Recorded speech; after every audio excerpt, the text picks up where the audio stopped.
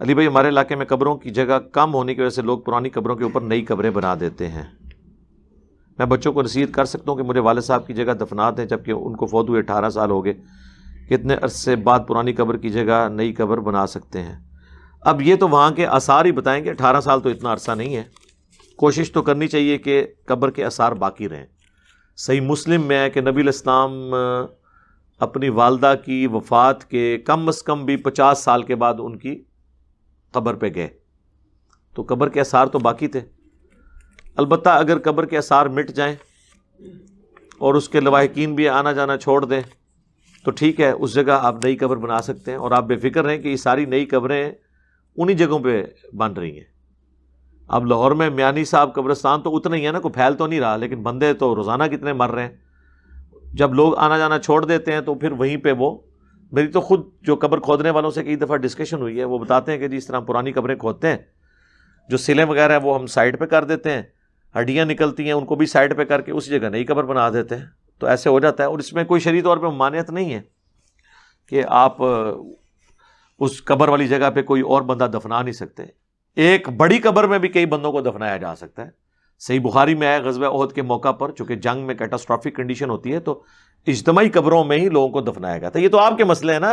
یہ کوئی ایک جسے کہتے ہیں وہ علیحدہ سے کمرے تو نہیں گھر میں کسی بندے کو الاٹ کرنا ہے. وہ قبر تو جسٹ اس جسم کو ڈیکمپوز کرنے کا ایک ذریعہ ہے.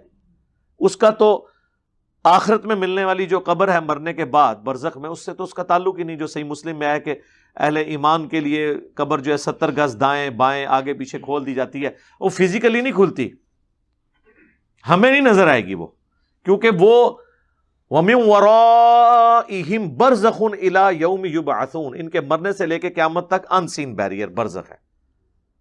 وہ شیر کے پیٹ میں بھی کسی کی قبر 70 گز دائیں بائیں آگے پیچھے کھل سکتی ہے، ہواؤں میں بھی، سمندروں میں بھی، مٹی کے اندر بھی. اس کا اس سے کوئی تعلق ہی نہیں ہے. یہ اللہ تعالیٰ کے اپنے فیصلے ہیں، اس کی اپنی ایک دنیا ہے جس کا اس فزیکل ورلڈ سے، اس ٹینجیبل ورلڈ سے کوئی تعلق نہیں ہے. یہ غیبی امور ہے. تو آپ ٹینشن نہ لیں. تو والد صاحب کو ضروری نہیں کہ وہ قبر اگر بنی ہے تو اس کو آپ نے کر کے دفنانا ہے. اگر قبروں کی جگہ نہیں، کوئی نئی جگہ دیکھ لیں.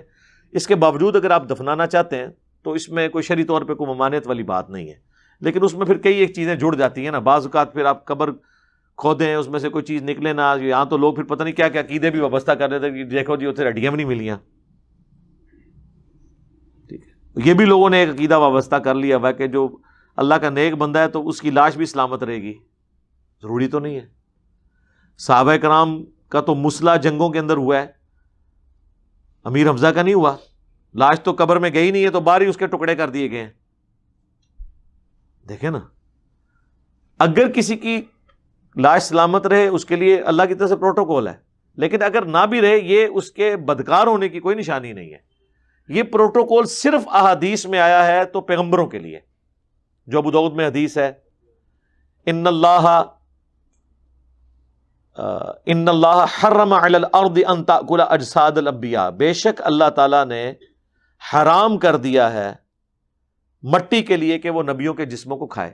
یہ پروٹوکول صرف پیغمبروں کا ہے، ان کے بعد کسی کے لیے نہیں ہے. اگر کسی کو مل جائے تو ہو سکتا ہے. صحیح بخاری میں ہے حضرت عمر کا پاؤں جو ہے وہ آلموسٹ 60+ ایئرز کے بعد جب وہ حجرہ عائشہ کی دیوار گری تو وہ باہر نکل آیا کنسٹرکشن کے دوران. حضرت عائشہ کے جو بھانجے تھے عروہ بن زبیر، عبداللہ ابن زبیر کے بھائی اور حضرت زبیر کے بیٹے اسما بنت ابی بکر کے بیٹے، ان کو بلایا گیا تو انہوں نے، لوگ تو پریشان ہو گئے کہ نبی الاسلام کا پاؤں مبارک نکلا ہے.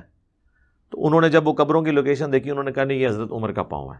تو حضرت عمر کا بھی پاؤں مبارک جو ہے وہ سلامت تھا. اور یہ آخرت کی زندگی ہے. جسم سلامت ہونا اس کا یہ مطلب نہیں کہ اس میں خون بھی چل رہا ہوگا، ورنہ جب اتنی دنیا جمع ہوئی تھی تو حضرت عمر پاؤں کھینچ کے اندر کر لیتے. یعنی آپ کا پاؤں ایسے کہیں باہر نظر آ رہا اور زائم سے نکلا اور اتنی دنیا دیکھ رہی ہو تو آپ بھی کوئی تھوڑی چلو اندر کر لیتا ہے بندہ. نہیں، وہ پکڑ کے خود ہی اندر کرنا پڑا. وہ آخرت کی زندگی ہے، اس کا دنیا سے کوئی تعلق نہیں.